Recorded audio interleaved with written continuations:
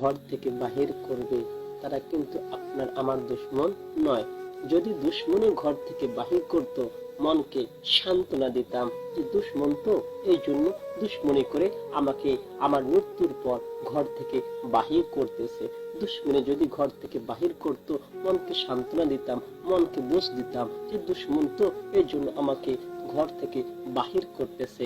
সম্মানিত মুহতারাম হাজিরিন, কিন্তু আপনার আমার মৃত্যুর পর যারা আপনাকে আমাকে ঘর থেকে বাহির করবে তারা একজন আপনার আমার দুশমন নয়, তারা আপনার আমার আপনজন।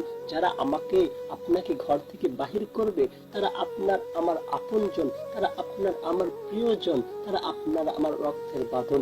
যারা আপনার আমার রক্তের বাঁধন তারাই আপনাকে আমাকে ঘর থেকে বের করবে, ঘর থেকে বের করে তারাই আপনাকে আমাকে কবরের দিকে নিয়ে যাবে। ওই মুহূর্তটা আপনার আমার জন্য কতটা কষ্টদায়ক হবে। সম্মানিত মুহতারাম হাজির।